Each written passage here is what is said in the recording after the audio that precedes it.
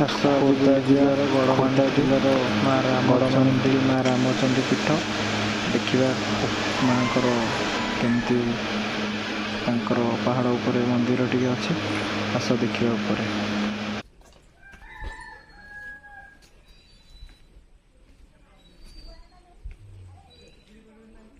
ସେଟା କେତେ ବାଟ କି